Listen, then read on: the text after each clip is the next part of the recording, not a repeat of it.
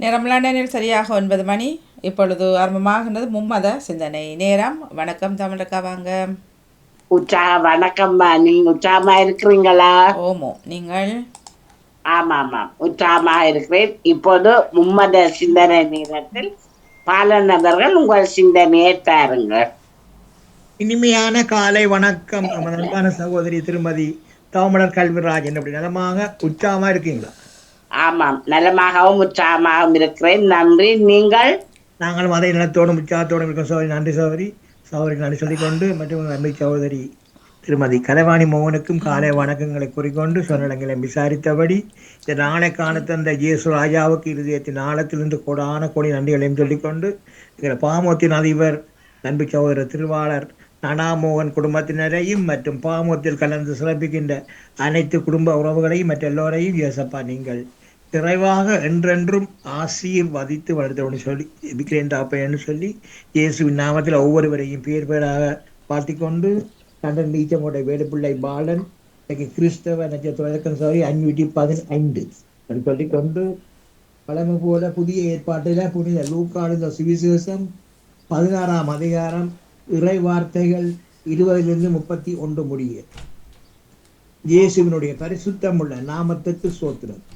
லாசரு என்னும் பேர் கொண்ட ஒரு தரித்திரன் இருந்தான்.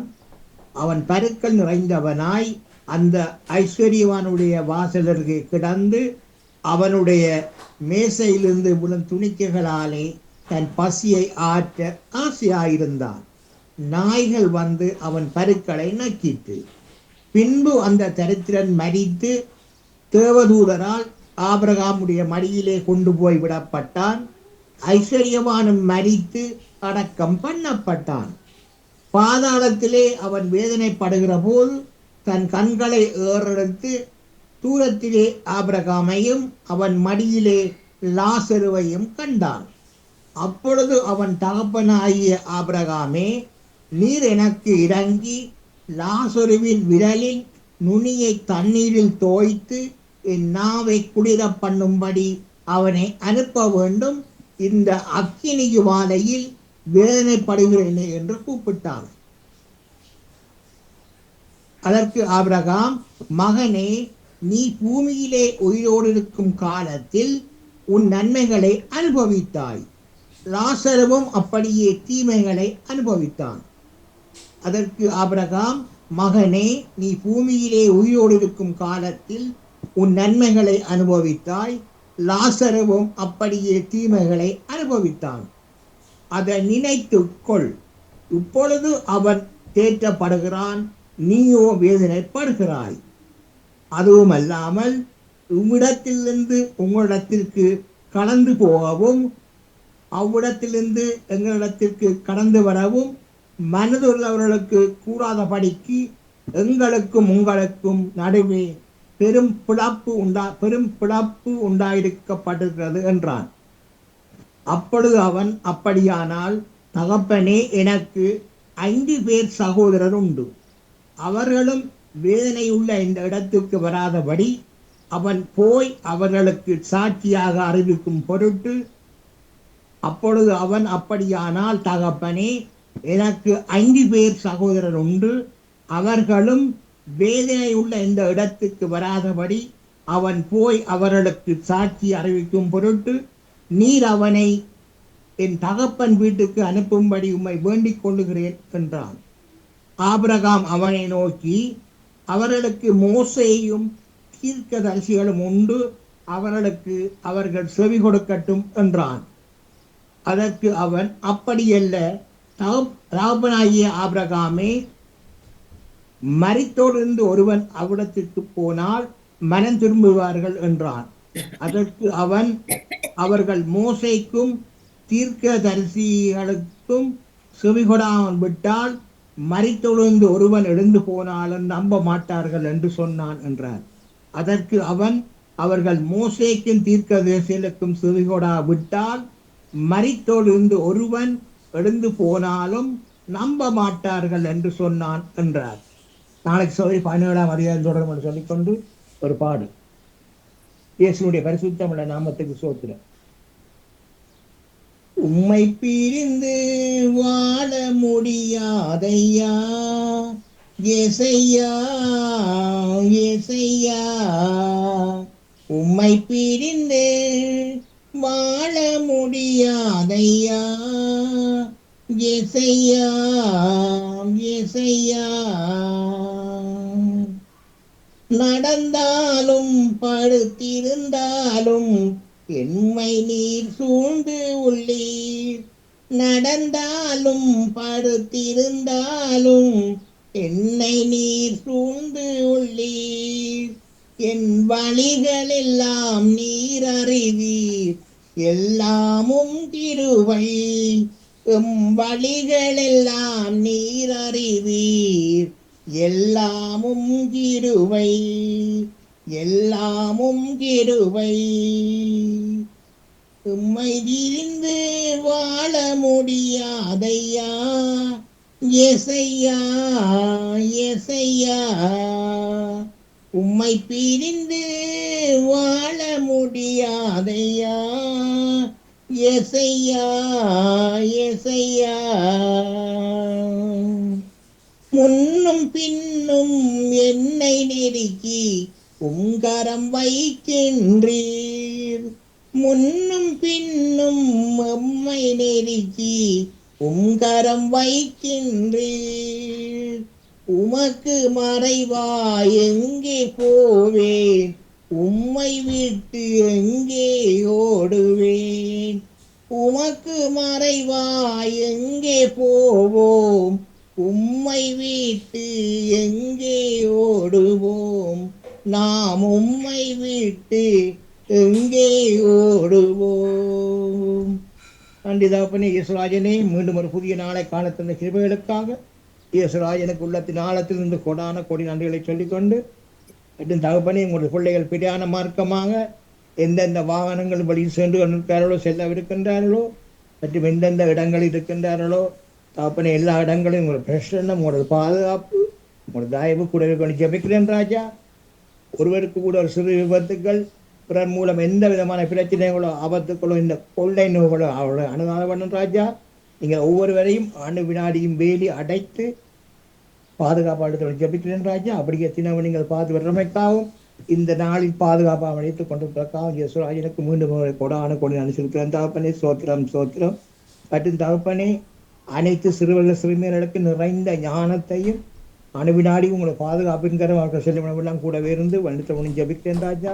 அதுக்காக நடுசுவன் தகப்பனே சோத்திரம் சோத்திரம். மற்றும் பாமோத்தின் அதிபர் குடும்பம் கைட்டு செய்யும் சகலவற்றையும் நீங்கள் நிறைவாக நிறைவாக என்றென்றும் ஆசீர்வதித்து வண்டித்தவனு ஜபிக்கிறேன் தகப்பனே. ஜேசப்பாவை எடுத்துக்கொண்டு சகோதரி விட வர்ற. நன்றி, வணக்கம். நன்றி வணக்கம் பாலன் அவர்களே. உங்கள் சிந்தனைக்கு மிக்க வாழ்த்துக்களை கூறியபடி அடுத்து டேவிட் ஆண்டனி அவர்கள் உங்கள் சிந்தனையை தாருங்கள்.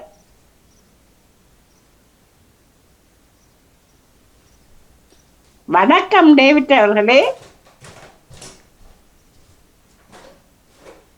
ஓகே, வணக்கம் வணக்கம் வணக்கம். மையத்துல இருந்துட்டு ஓகே. எங்களுக்கென்று ஆண்டவரே மாட்சியை உம் பெயருக்கே உரித்தாக்கும் என்கின்றார் திருப்பாடல் ஆசிரியர். பிதாச்சுதன் தூயாவியின் பேராலே ஆமேன். காலை வணக்கம் சகோதரி திருமதி கலைவாணி மோகன் அவர்களே. இன்றைய நாளை நெறிப்படுத்தும் அன்பு சகோதரி திருமதி தவமலர் கல்விராஜன் அவர்களுக்கு காலை வணக்கத்தை தெரிவித்துக் கொண்டு நலமாக உற்சாகமாக இருக்கின்றீர்களா? நலமாகவே இருக்கிறேன், மிக்க நன்றி. நீங்கள்? நான் நலமாக இருக்கின்றேன், நன்றிகள். உங்கள் குடும்ப நல உற்சாகத்திற்காக இறைவனை பிரார்த்தித்து பாமுக உறவுகளுக்கு காலை வணக்கம் கூறி கிறிஸ்தவ நற்சிந்தனை வழங்குபவர் பிரான்சில் இருந்து டேவிட். கிறிஸ்தவ நற்சிந்தனை தொடரன் 1846 பாஸ்கா காலம் 5ஆம் வாரம் என்ற திங்கள் தினமுமாகும். இன்று திருகவை புனித 5ஆம் செலஸ்டின் பாப்பரசர் அவர்களை நினைவு கூறுகின்றது. அன்பான உறவுகளே, தன் மகனை எமக்களித்த அன்னையை நாம் புகழ்ந்து பாடுவோம். அன்னைக்கு கரங்குவிப்போம், அவள் அன்பை பாடிடுவோம், அவள் அன்பை பாடிடுவோம். கன்னிமையில் இறைவன் ஒரு கொடுத்தார், அந்த முன்னவனின் அன்னை என திகழ்ந்தாள், கன்னிமையில் இறைவன் ஒரு கொடுத்தார். அந்த முன்னவனின் அன்னை என திகழ்ந்தாள். மனுக்குலம் வாழ்ந்திட பாதை படைத்தாள். மனுக்குலம் வாழ்ந்திட பாதை படைத்தாள். தினம் அவள் புகழினை பாடிடுவோம். அன்னைக்கு கரங்குவிப்போம். அவள் அன்பை பாடிடுவோம். அவள் அன்பை பாடிடுவோம்.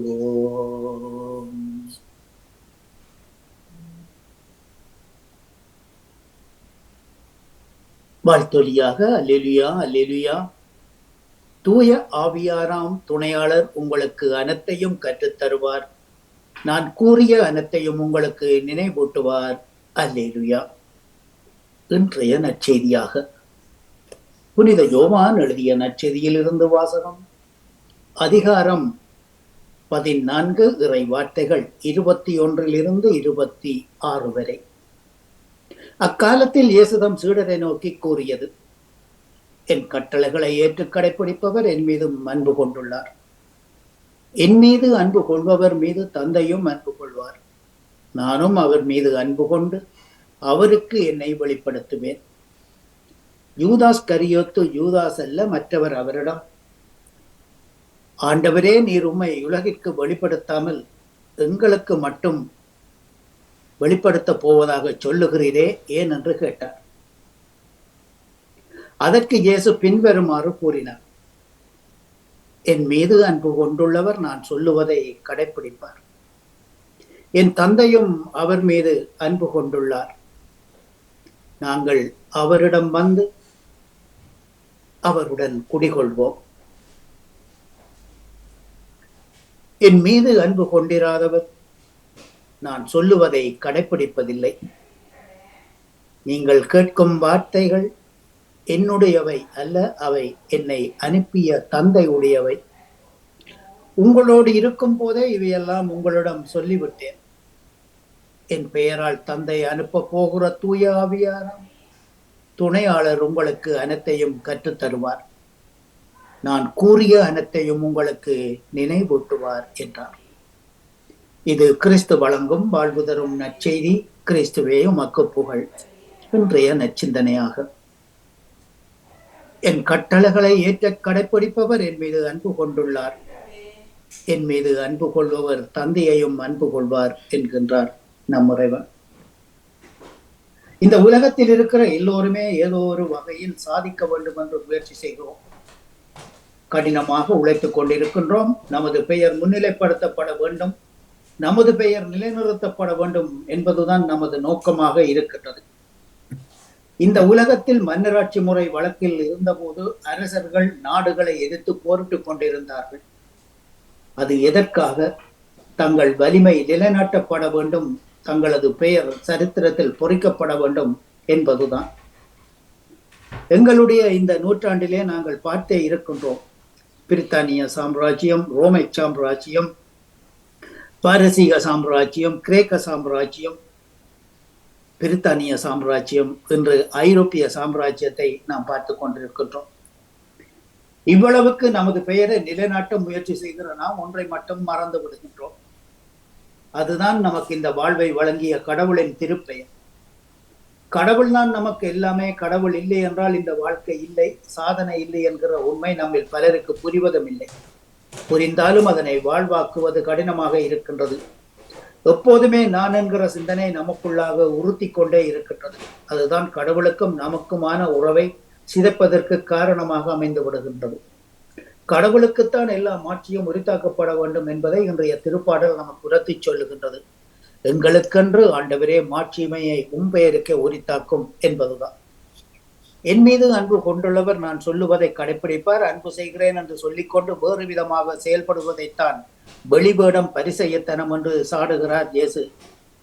அன்பு என்பது செயலில் காட்டப்பட வேண்டும். உள் கடவுள் இந்த உலகில் இந்த அளவுக்கு அன்பு கூர்ந்தார் என்றால் தன் மகனையே அளித்தார். இதில் தான் கடவுளின் அன்பு வெளிப்படுகின்றது. அவ்வாறே இயேசு நம்மை எந்த அளவுக்கு அன்பு செய்தார் என்றால் தனது உயிரையே நமக்காக கொடுத்தார். ரத்தம் சிந்தினார். இதில்தான் இயேசுவின் அன்பு வெளிப்பட்டது. இவ்வாறே நாமும் கடவுளின் கட்டளைகளை கடைப்பிடித்து வாழும் போது நமது அன்பு வெளிப்படுத்தப்படுகின்றது. அன்பும் கீழ்ப்படுதலும் ஒன்றுக்கொன்று தொடர்புடையதாகும்.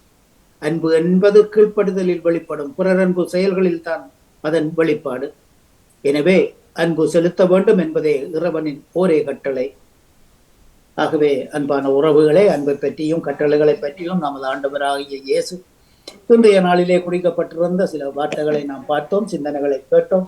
ஆகவே இறைவன் நமக்கு மேலும் மேலும் இன்னருள் தந்து அருள் பாலிக்க வேண்டும் என்று இந்த நாளிலே பிரார்த்தித்துக் கொண்டு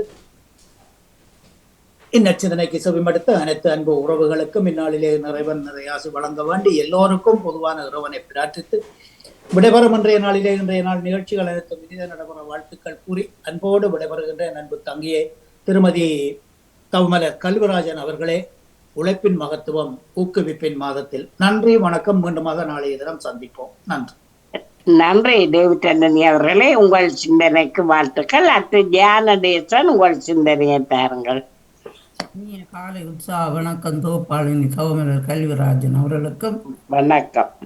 பாமுக தோப்பாளினி கலைவாணி மோகன் அவர்களுக்கும், அதிபர் நடா மோகன் அவர்களுக்கும், அனைத்து பாமுகர்களுக்கும் எனது எங்கனிந்த காலை வணக்கத்தை கிறிஸ்தாசியுடன் கூறிக்கொண்டு அஜயம் என்று ஜியானடேசன். கிறிஸ்தவனது எனது ஆக்கம் என்று 9009வது ஆக்கமாகும். இன்று பாஸ்கா காலத்தின் 5ஆம் வாரத்தின் முதலாம் நாள் திங்கட்கிழமை. இந்திய மாதம் வைகாசி மாதம் அன்னை மரியாளின் மாதத்தின் வணக்க மாதம் என்றபடியால் அன்னை மரியாளை பற்றித்தான் தருகின்றேன். அன்னை மரியாள் பற்றி சிவமாலையை பற்றி திருத்தந்தையில் கூறுவது என்னென்று அறிவோம். 2002ஆம் ஆண்டு ஐப்பசி முதல் 2003ஆம் ஆண்டு ஐப்பசி வரை சிவமாலை ஆண்டாக திருத்தந்தை 2ஆம் மருளப்பசின் பிரகடனப்படுத்தியுள்ளார். எண்ணற்ற புனிதர்களால் காலங்காலமாக மிகவும் நேசிக்கப்பட்டு வந்த சிவமாலை என்னும் ஜெபத்தை திருச்சபை ஊக்குவித்து வந்துள்ளது. எம்மில் புனித தன்மையை உருவாக்குவதற்கு மிக முக்கியம் வாய்ந்ததும் இலகுவாக ஜெபிக்கக்கூடியதும் ஆனால் ஆழமிறந்த சிவமாலை தொடர்ந்து நிலைத்திருக்கின்றது. விசுவாசிகள் சிவமாலை செவிப்பதன் மூலம் மரியனிடமிருந்து அளவிட முடியாத அருளை நிறைய பெறுகின்றார்கள். சிவமாலை சமாதானத்தை தரும் சுகமாக திளங்குகின்றது. ஏனென்றால் எங்களுக்கு சமாதானை கொண்டு வந்த கிறிஸ்துவை தியானிப்பதற்கு உதவுகின்றது. திருச்சபையை வழிநடத்திய திருத்தந்தைகள் பலரும் நானும் சிவமாலை சமாதானத்திற்காக சிவம் என பல தடவையில் கூறி வந்திருக்கின்றோம் என்றார் 2ஆம் இழப்பு சின்னப்பர். சமுதாயத்தை பாதிக்கின்ற தீமைகளை அமைதிருக்கின்ற ஒரு சக்தி வாய்ந்த ஆன்மீக ஆயுதமாக சிவமாலை விளங்குகின்றது. இதை 13ஆம் சிங்கராயர் கூறியிருக்கின்றார். 2ஆம் வத்திக்கான் சங்கத்தின் தீர்மானங்களின்படி நமது வழிபாட்டின் மையத்தில் சிவமாலைக்கு முக்கியத்துவம் கொடுக்கவில்லை என சிலர் கருதுகின்றனர். ஆனால் வழிபாட்டில் குழப்பத்தை இல்லை, மாறாக வழிபாட்டுக்கு சிறப்பான விளக்கத்தையும் வழிபாட்டில் மக்களை முழுமையாக பங்கு பெற்ற செய்யவும் தங்களுடைய அன்றாட வாழை அதன் பலனை அறுவடை செய்ய உயிரூட்டம் அளிக்கின்றது என்று திருத்தந்தை 6ஆம் சின்னப்பர் கூறியிருக்கின்றார். சிவமாலை சுவைப்பதை நானும் அடிக்கடி ஊக்குவித்திருக்கின்றேன். இளமை பருவத்திலிருந்து எனது ஆன்மீக வாழ்விலும் சிவமாலை மிக முக்கியமான இடத்தை எனக்கு தந்திருக்கின்றது. என்னுடைய இன்பத்திலும் துன்பத்திலும் எனக்கு பக்கபலமாக சிவமாலை இருந்திருக்கின்றது. எண்ணற்ற மனக்குழப்பமான நேரங்களிலெல்லாம் நான் சிவமாலை சுவைப்பதில் எப்போதும் மிகவும் ஆறுதலை அடைந்திருக்கின்றேன். 1978ஆம் ஆண்டு ஐப்பசி மாதம் 29ஆம் தேதி திருத்தந்தையாக தெரிவு செய்யப்பட்ட திருத்தூதர் சிவமாலையில் மிகவும் பக்தியாக இருந்தார்கள். சிவமாலை கிறிஸ்தவ வாழ்வின் மையத்துக்கு எம்மை அழைத்து செல்கின்றது. தனிப்பட்ட தியான வாழ்வுக்கும் முறைமக்களை உருவாக்குவதற்கும் மறைபரப்பு பணியை புதுப்பிக்க வேண்டிய பலனுள்ள ஆன்மீக அறிவை பெறும் சந்தர்ப்பத்தை சிவமாலை கொடுக்கின்றது. நன்றி, வணக்கம். தவமலர் கல்விராஜன் அவர்கள். நன்றி ஜான்ரிசன் அவர்களே, உங்கள் சிந்தனைக்கு வாழ்த்துக்கள். அடுத்து பொது சிந்தனை தருபவர்கள் தரலாம். வாணி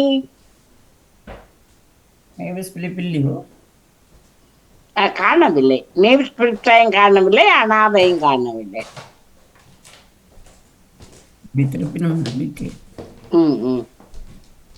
வணக்கம் வாணி. ஏலம் போடக்கூடாது. உங்களோட பக்கம் பொது சிந்தனையை தந்துட்டு என்னை கூப்பிடணும். அப்படியா? எனக்கு பொது சிந்தனை கொண்டு வரவில்லை. எதுவும் கிடைக்கல. 70வது பிறந்த நாள்ல எதுவுமே கிடைக்கல. போங்க. அது 3 நாளா கொண்டாட்டம் அவ்வளவுதான். 3 நாள் கொண்டாட்டம். வெள்ளி சனி ஞாயிறு.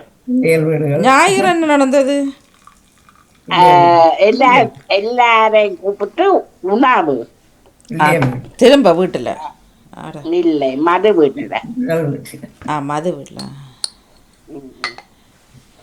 அப்படியே மாற மாற போகுது விருந்து உபச்சாரங்கள். அப்ப அதுகள் ஒன்றுமே சந்திக்கவில்லை, சிந்திக்கவில்லை, ஒரு சிந்தனையும் வரவும் இல்லை. கண்டுபிடிக்கவே இல்லை அவர்களை.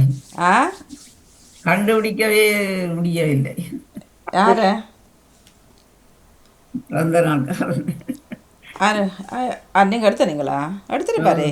நேற்று எடுத்த நான் சந்திக்கு இல்லை. அப்புறம் அறிஞர் மகள் சாப்பாடு இருக்கிறார்.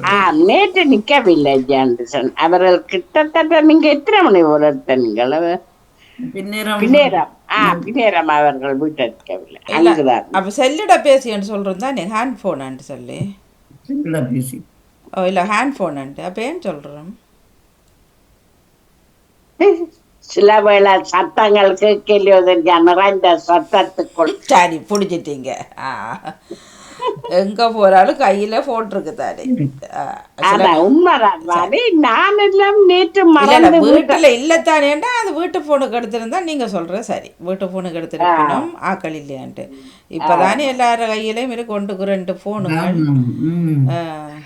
அது என்னத்த இருக்காதானே வாணி. சில பேர் பழைய தொடர்கள் இருந்தா பழைய நம்பர் வீட்டு நம்பர் எல்லாம் வச்சிருப்பினும் தானே. இல்ல வீட்டு போனாலே மரங்கள் வச்சிருக்கணும். அதான் வீட்டு போனோம். இல்லை வீட்டில் இல்லையாண்டா அவர்கிட்ட ஃபோன் இருக்கும். சில வேளை எல்லாரும் சேர்ந்த நேரங்கள் தானே பிஸியாக இருந்திருக்கலாம். தர்ஜினி பக்கம் நோ பொது சிந்தனை, செல்வி அக்கா பக்கம் நோ பொது உச்சமான வணக்கம் மணிக்கா. பொது சிந்தனை உண்டு. உற்சாவன வணக்கம் தமிழண்டி. எல்லாருக்கும் வணக்கம். எனக்கு வந்த பொது சிந்தனை வணிகா, திங்கக்கிழமை ஆயிட்டு இன்றைக்கு திட்டமிட்டா நிறைய விஷயம் செய்யலாம்னு நினைப்போம். ஆனா திட்டமிடல. ஆனா விட லீவு நாள்.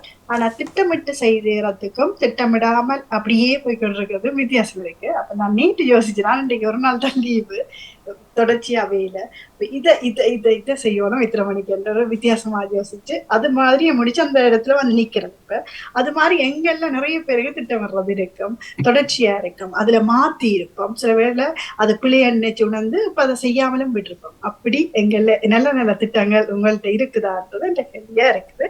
என்னுடைய திட்டமிடல், நேற்றைய திட்டமிடல் இன்று சரியா நடந்து கொண்டிருக்கு. சந்தோஷமா இருக்கு பாருங்க. நன்றி, வணக்கம். சந்தோஷம் சந்தோஷம். உண்மையாக பொதுவாக நாங்கள் இப்போ நாளைக்கு என்ன செய்கிறோன்னு ஒரு திட்டம் போடுறோம் தானே. இத்தனை மணிக்கு கிளம்பணும், இத்தனை மணிக்கு சமைக்கணும், இத்தனை மணிக்கு கோப்பியை குடிக்கணும், இத்தனை மணிக்கு குளிச்சுட்டு போகணும், இத்தனை மணிக்கு வெளியில் அலுவல் இருந்தால் அப்படி போகணும், இன்னும் டைமுக்கு இறங்கணும் பண்ணு சொன்னால் அது ஒரு திட்டம் போடுறது தானே. அதை செய்து கொண்டானே இருக்கிறோம். நாங்கள் ஒவ்வொரு நாளும் செய்கிறோம். அது ஒவ்வொருத்தருக்கும் ஒவ்வொரு மாதிரி வேறுபடுமல்லோ, வித்தியாசமா வரலாமோ. அப்படி வித்தியாசம். இன்றைக்கு எனக்கு முழு நாளும் விடுமுறை. நாளைக்கு விடிய 4:30 கிளம்பி வேலைக்கு போக. அப்ப நாளைக்கு ஒரு மாதிரி, இப்ப அடுத்த நாள் ஒரு மாதிரி வேலை பிளான் இருக்கும். திட்டமிடுறது கொஞ்சம் கஷ்டமா இருக்கும். சில பேருக்கு மாறுபடும். ஒரு தொடர்ச்சியா வீட்டுல இருக்கிறவர்களுக்கு அது ஈஸியா இருக்கும், தொடர்றதும் இலகுவா இருக்கும். அதனாலதான் அப்படி கேட்டேன். இல்ல வீட்டுல இருக்கிறவர்களும் சொல்ல முடியாது. வீட்டுல இருக்கிறவர்களுக்கும் பல சோழிகள். இப்ப வேலைக்கு போறவர்களுக்கு மட்டும் அந்த வேலை மட்டும் சரியா இல்ல, அந்த வேலை மட்டும் சொல்ல வரல வீட்டுல. ஆனா வீட்டுல இருக்கிறவர்களுக்கு மறுபிரவசம் வேலை. அப்போ அவர்களுக்கு அப்படின்னு சொல்ல முடியாது. அதுவும் விதிவிலக்கு இருக்குது. அதே நேரம் இப்போ வேலைக்கு போகிறவர்களுக்கு, எல்லோரும் தான் வேலைக்கு போகிறேன் நான் உட்பட, இப்போ போகிறவர்களுக்கு இப்போ அவங்களுக்கு இப்போ பள்ளிக்கூட பிள்ளைகளுக்கு லீவு கொடுக்குறதே அந்த பிள்ளைகள் ஓய்வில் இருக்கட்டுமாண்டு சரியா. அந்த லீவையே இந்த தாய்மார் விடுறதில்லை. அந்த அந்த டியூஷன் இந்த டியூஷன் அந்த இதுன்ட்டு சொல்லி இரவு படுக்கும் வரைக்கும். இப்போ முதல்ல 6 மணியோட டியூஷன் முடியும். இப்போ இரவு 11 மணிக்கெல்லாம் முடிக்குது டியூஷன். அப்போ அது உண்மையிலேயே அந்த அவர்கள் கொடுக்குறதே மைண்ட் ரிலாக்ஸுக்கு தான். இப்போ அதே மாதிரி தான் உங்களுக்கும் இப்போ லீவனுக்குள்ள நீங்கள் அங்கே இல்லையாண்ட வேலை செய்கிறேன், நெட்டு பிறந்த வேலை செய்கிறீங்க சரியா. சரி, இது போட்டு வீட்டிலையாச்சும் கொஞ்சம் நிம்மதியாக இருப்போம்னு கூட நினைக்காமல் இருக்கவும் விட மாட்டார்கள். என்ன மனுஷர்கள் ஐயா.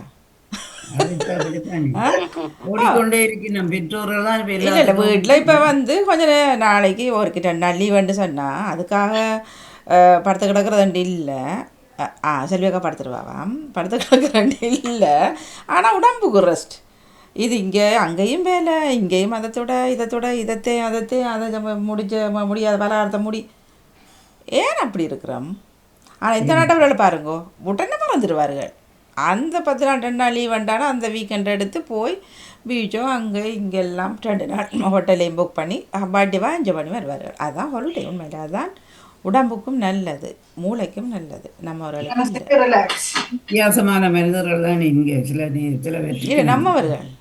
அதுதான் நம்மவர்கள் தான் வித்தியாசமான இதுகளில் இருக்கிறோம். வணக்கம்.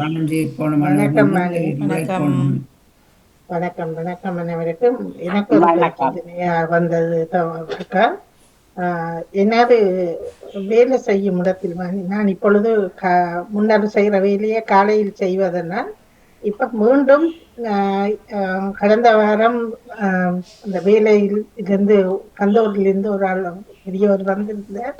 அவர் கலைக்கும் பொழுது கூப்பிட்டு கேட்டார், செல்வி இந்த வேலை இனிமேல் பின்னேரமாக மாற்றப்பட போகிறது, என்னால முடியுமான்னு. அப்ப நான் சொன்னேன், அது சில நேரம் எனக்கு கஷ்டம். ஏன்னா நான் பின்னேரமும் 2 நாள் செய்கிறபடியா எனக்கு அந்த டைம் வேலைகள் சரி வராது, யோசிச்சு போட்டு சொல்றேன்னு சொன்னேன். அந்த வேலை செய்கிறவர்களுக்கு வேறு ஆக்களை கொண்டு வர்றது விருப்பம் இல்லையா? அப்ப விருப்பம் இல்லையான்னு சொன்னா அதுக்கு நான் ஒன்றும் செய்ய முடியாது. நான் சொன்னேன், எனக்கு விடியல சுகமா இருக்கிறது. ஏனென்றால் 6க்கு போய் 8க்கு வந்தால் எனக்கு ரிலாக்ஸா இருக்குது. நீ 3 நாளும் நான் எனக்கு நிம்மதியா வீட்டை வந்து நின்றுட்டு இப்போ நான் இந்த வேலைகளை எதுவும் இருந்தா அதுகளை செய்யறதுக்கு எனக்கு அப்படி இல்லைன்னா திரும்பி போயக்குள்ள அது எனக்கு அது ஒரு இடைஞ்சல் மாதிரி இருக்கு. திரும்பி ஓட வேணுமே என்று அது ஒரு கஷ்டமா இருக்கிற மாதிரி எனக்கு தென்படுச்சு. அப்படி இல்லையான்னா நான் அந்த வேலையை நிப்பாட்டி விட்டுட்டு இருக்கிறேன், வீட்டுல பிரச்சனை இல்லையா அப்படின்னு யோசிச்சு சொல்றது சொல்லி போட்டு வந்திருந்தேன். அதைத்தான் செஞ்சுட்டு பார்த்தேன். காலை பின்னேரம் செய்யறதுன்னா முன்னர் காலை செய்யறது ஈஸியா இருக்கு. காலையில் செய்யும் பொழுது காலையை செய்து போட்டு வந்தா இது இருந்தா பின்னேரம் வீட்டில இருக்க சோம்பலா இருக்குது என்று யோசிச்சு போட்டு முந்தி பின்னேரம் செய்திருந்தேன். இப்ப உடம்பு ரெஸ்ட் எடுக்கணும் மட்டும் போட்டு அப்படி இருந்துட்டு 2 மணித்தியாலும் செய்து போட்டு ரெஸ்ட் எடுப்ப மட்டும் பார்த்தா இப்ப திரும்பி பழையபடி காலையில் மாறி செய்ய வேண்டுமே என்று அது ஒரு இன்னொன்று வந்தா எனக்கு என் உடம்ப பொறுத்தவரை எனக்கு அது கொஞ்சம் சிக்கலா கிடக்குற மாதிரி சொல்லுங்க. இப்படி மெடிக்கல் இதுவும் இருக்கும் தானே? எனக்கு நிக்கலாம், அதுல ஒன்றும் இல்லை. இப்ப எனக்கு நான் நிக்காமல் செய்ய சும்மா 2 மணித்தியாலும் என் பொழுதுபோக்குக்கு செய்யணும்னு நெற்றி போட்டு தானே செய்யணும்னு நெற்றி செய்கிறேன். ஆனால் இப்படி ஒரு சிக்கலில் இருக்கிறது. அவர்களுக்கு விருப்பம் இல்லை வேற ஆக்களா போடவும்.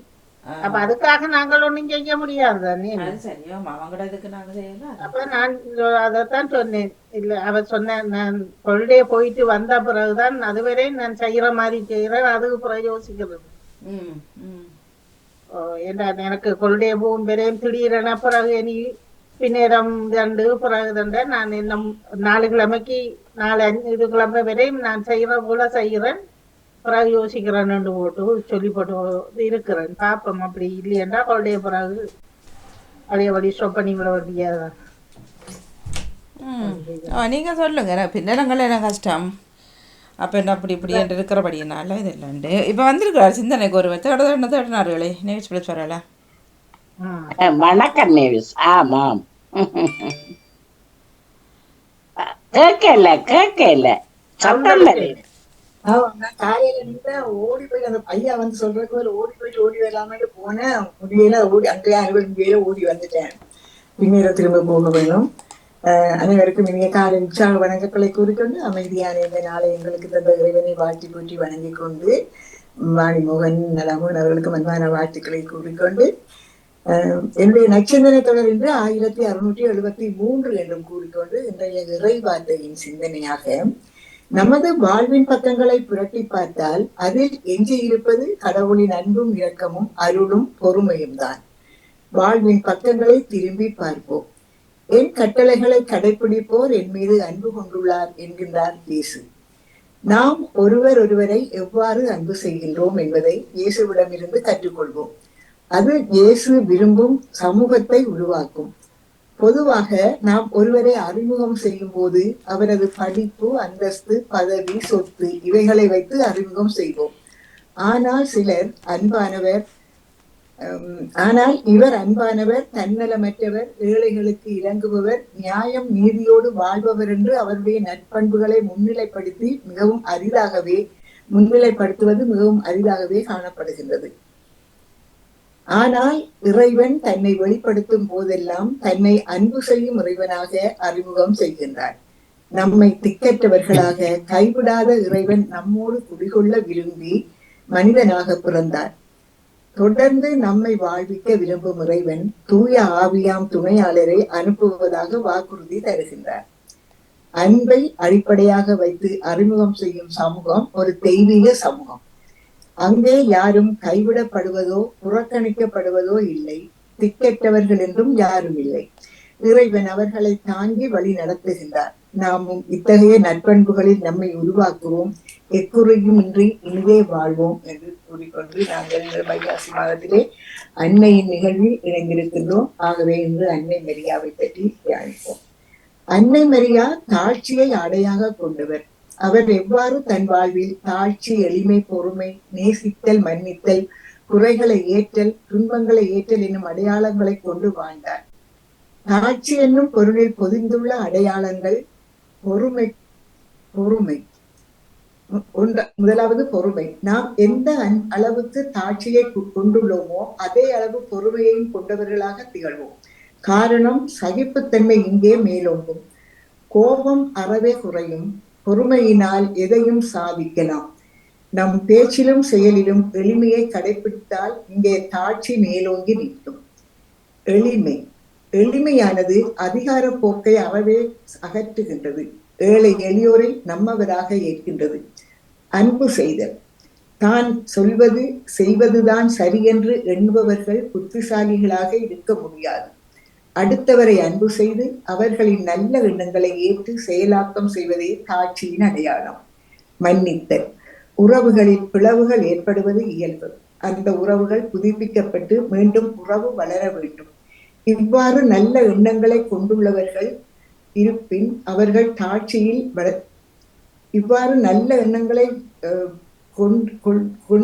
இல்லாது இருப்பின் அவர்கள் தாழ்ச்சியில் இன்னும் வளர வேண்டியவர்கள்.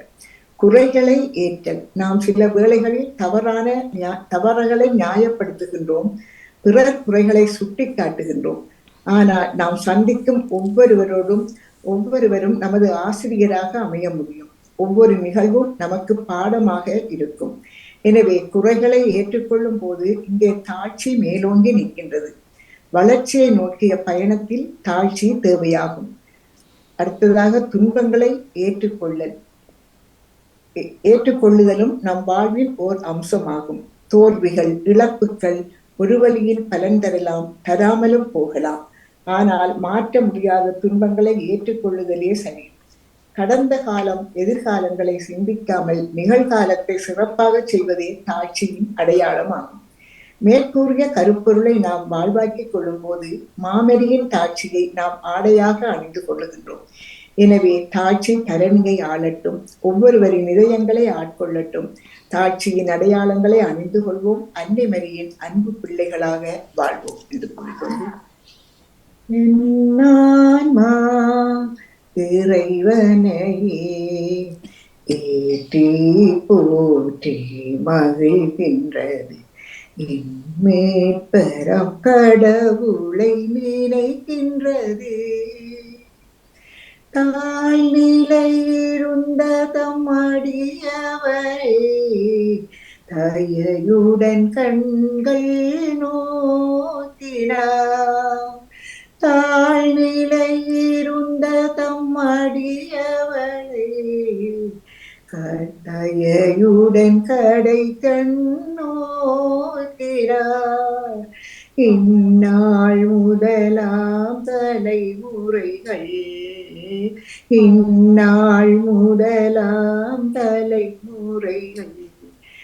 என்னை பேருடைய என்றிடும். என்னான்மா இறைவனையே ஏற்றி போற்றி மகிழ்கின்றது என் மேற்பரம் கடவுளை நினைக்கின்றது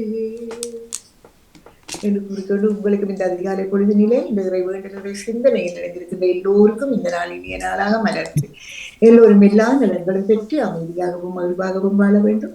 நீங்கள் எடுத்துக்கொள்கின்ற எல்லா முயற்சிகளும் சிறந்து செலுத்தி மேம்பட்டு ஒன்று விளைய வேண்டும் என்று வேண்டிக் கொண்டு இன்றைய நாளில் வருகின்ற எல்லா நிகழ்ச்சிகளையும் அவரோடு எதிர்பார்த்தபடி உங்களிடமிருந்து அன்பாக விடைபெறுகிறேன். திருமதி வாணிமோகன் அவர்களே, அவர்களே, நன்றி, வணக்கம். நன்றி நேவிஸ் அவர்களே, உங்கள் சிந்தனைக்கு வாழ்த்துக்கள். நன்றி, வணக்கம் வாணி.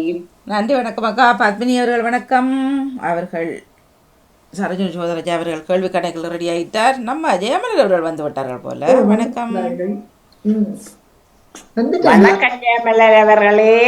வணக்கம் வணக்கம் வணக்கம் வணக்கம் ஜெயமலரக்கா. வந்துட்டான்.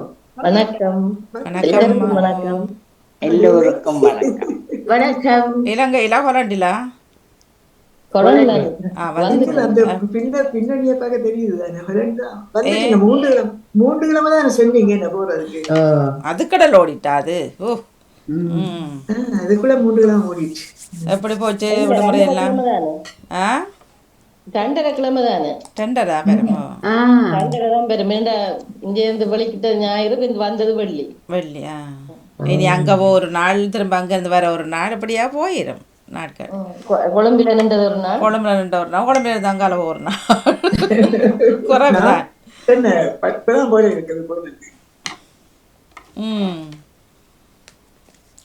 கொழும்புல இருந்து யாழ்ப்பாணம் போக எவ்வளவு நேரம்? 6 மணித்தியாலம். எத்தனை? 6 மணித்தியாலம் எடுக்கும். அது போற நேரத்தை கொஞ்சம் நேரம் கொஞ்சம் பிந்தும், இரவு நேரம் கரியா போயிடலாம். ட்ரெயின்ல போயிடலாதா? ட்ரெயின்ல போல நாங்களே நீ பாசல கட்டி காவி கொண்டு எல்லாம் கஷ்டம் போறது. அப்ப கிட்டத்தட்ட 7-8 மணித்தியாலம் எடுக்க மாட்டீங்க கொழும்புல? நாங்கள் அங்க இருந்து வரைக்கும் 6 மணித்தியாலத்துல கொண்டு விட்டுட்டாங்க. ஆனா பகல்ல போறோம்னா கொஞ்சம் நேரம் எடுக்கும். ஓ, டிராபிக் தானே. ட்ரெயின் வந்து உண்மையில அந்த நேரத்துல ஞாபகமா இருக்கு 8 மணித்தியாலம் அப்படி எடுக்கிறது. என்ன இப்ப நீங்க ஊர் பக்கம் போய் எத்தனை வருஷம்? ஊர் பக்கம் போய் எத்தனை வருஷம்? போகவே இல்லையே வந்தது. அப்ப சொல்லக்கூடாது. முதல் போனது. இப்ப எவ்வளவு எல்லாம் மாற்றம் வந்துட்டு பத்மினி அவர்களே. இங்க ட்ரெயின் மாதிரி எல்லாம் அங்க ஓடுது. இப்ப வித்தியாசம் இருக்குது. எக்ஸ்பிரஸ் இருக்குது, மற்ற நார்மல் ட்ரெயின் இருக்குது, மற்ற தவால் போகிற ட்ரெயின் இருக்கு. அப்படி ட்ரெயினும் வித்தியாசம். ட்ரெயின் 6 மணி நேரம். கொழும்புல இருந்து போன முறை போய் நின்றாங்க விவசாயம் பேசாலைக்கு விடிய 4 மணி 4:30க்கு ட்ரெயின் வர மணி சரியா 10-10:30க்கு கொழும்புக்கு போயிடும் அந்த ட்ரெயின். அப்ப நாங்க அங்க உள்ள அலுவலம் முடிச்சு போட்டு, ஒரு விசா எடுக்கிற அலுவலோ ஒரு பாஸ்போர்ட் விசா போறோம்னா அந்த அலுவலை டக்குன்னு முடிச்சு போட்டு வந்து ஒரு சாப்பாடு என்ன வந்துச்சு. திரும்ப ஸ்டேஷனுக்கு போனோம்னா 3:30க்கு இருக்குது. இரவு 9:30-10 மணிக்கெல்லாம் பேசாலைக்கு போயிடும். ஒரு நாள்ல அலுவலம் முடிச்சுட்டு வரலாம் கொழும்புக்கு போய் அந்த மாதிரி சர்வீஸ் இருந்தது. நாங்க அந்த போயிட்டு போனோம். இல்ல இப்பவும் இருக்கும் அப்படியா? எக்ஸ்பிரஸ் இருக்கு தானே. எக்ஸ்பிரஸ் 6 மணித்தியாலம் செல்லும், மற்றது 10 மணித்தியாலம். அப்படி வித்தியாசமா இருக்கு. 6 மணித்தியாலத்துக்கு எக்ஸ்பிரஸ்ல போகலாம். இப்ப ஜெயமலர் அவர்கள் காலை என்ன மாதிரி செய்துட்டீங்களா? அதான் நான் அதுக்கு போய் 13 நாள் எந்த காலெல்லாம் பிரச்சனை செய்து கொண்டு இருந்தது. அக்குபென்சர் செய்து, நான் அக்குபென்சர் செய்து மற்ற இந்த எண்ணெய் போட்டு மசாஜ் செய்தது. எங்க போனீங்க? அங்க போனீங்களா?